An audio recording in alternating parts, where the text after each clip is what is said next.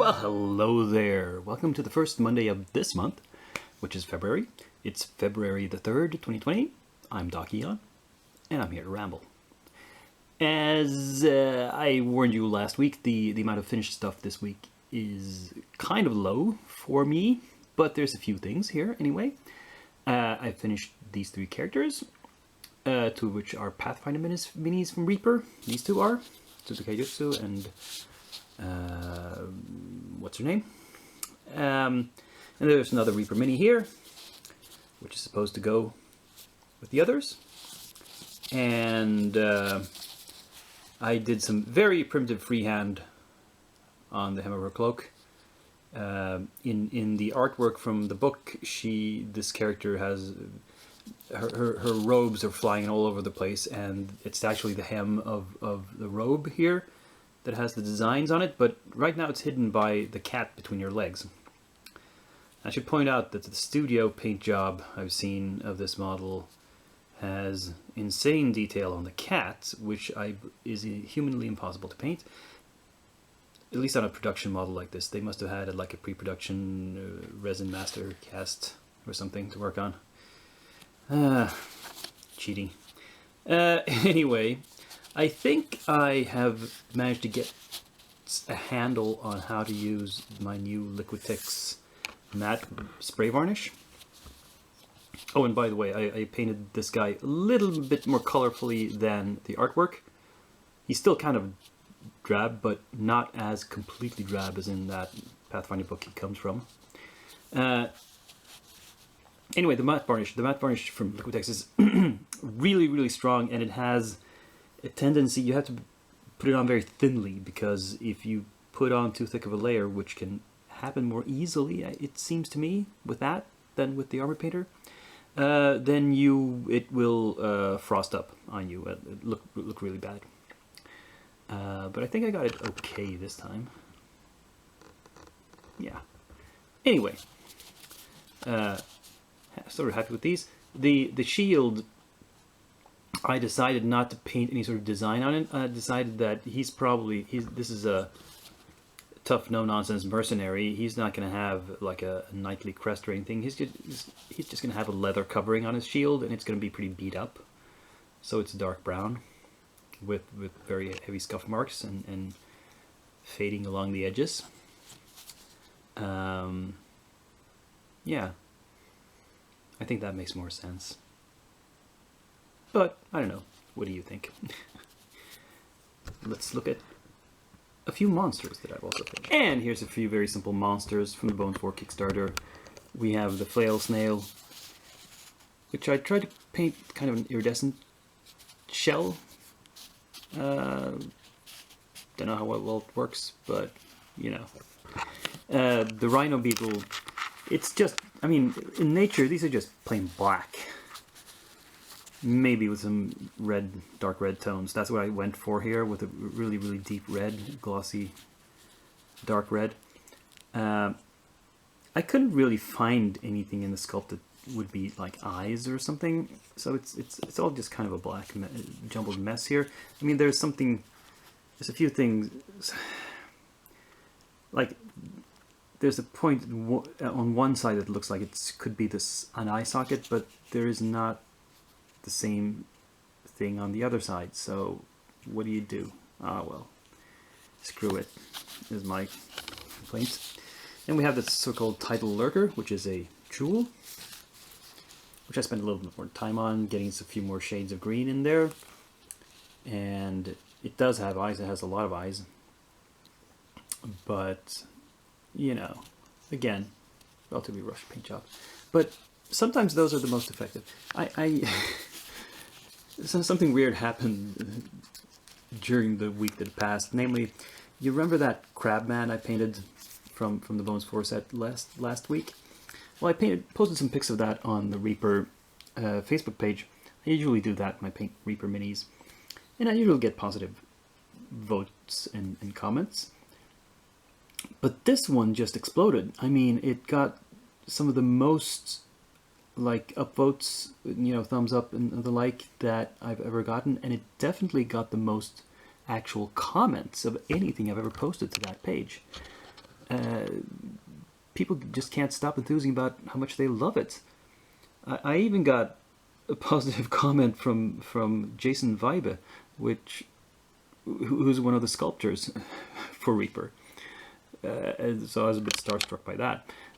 And I don't get it. I mean, it's an extremely simple paint job. Let me, where is it? Here it is again. I mean, this is just a lot of dry brushing and washing. And I mean, it even has some glaring errors. I mean, look at this tide mark here on the side. This is really obvious in the picture.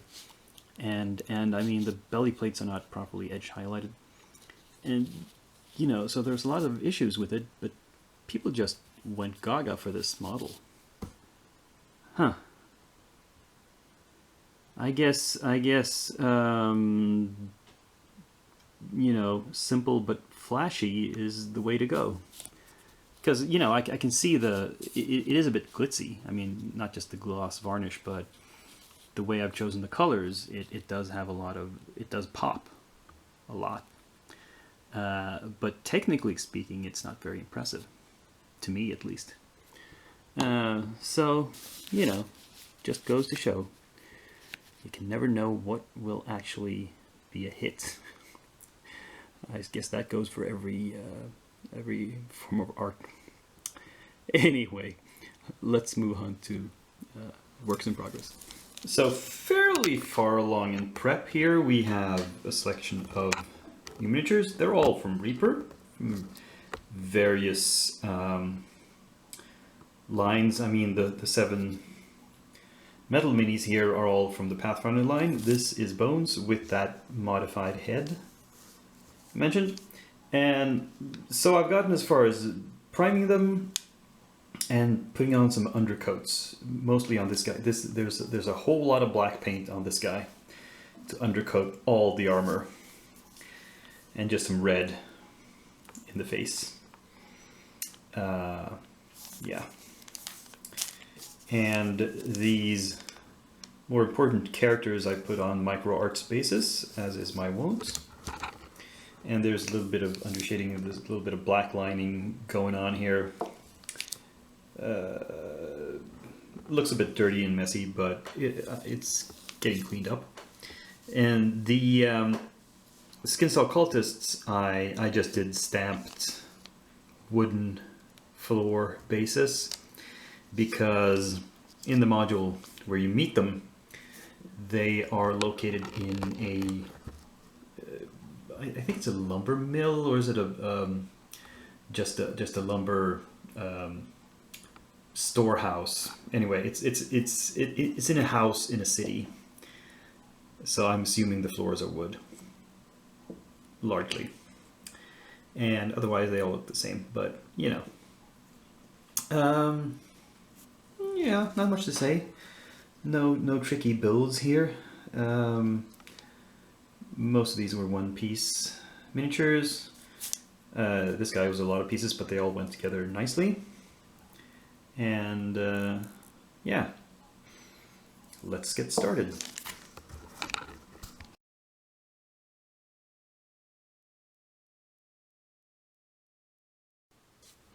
So if you've been keeping track of my numbers, you'll note that there were no new arrivals this week. Still waiting on that hassle-free shipment.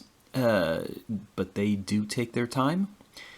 I'm gonna place a new order from Reaper this week to get this week's promotional minis, whatever they are, or it. But we'll see about that. Anyway, so to start up projects for next week, week 7, I'm going to show you a lot of stuff now, actually, and that's because next week, not this week that we've started now on, but the week that starts on the 10th, is actually a school holiday in Sweden. So the entire week is off for the students. So I have time off work and I can get to paint more. So I want us to prep more projects for that. So assuming the game store painting evening will go ahead as usual. So I want to take a break from all those Reaper Pathfinder minis, and I have some micro art Discworld minis here. and they are guard figures. We have Navi, we have Cheery Littlebottom, we have a second copy of Cheery Littlebottom for some obscure reason, and we have Sergeant Fred Colon. So I'm going to put one copy of Cheery to the side and put him in my box of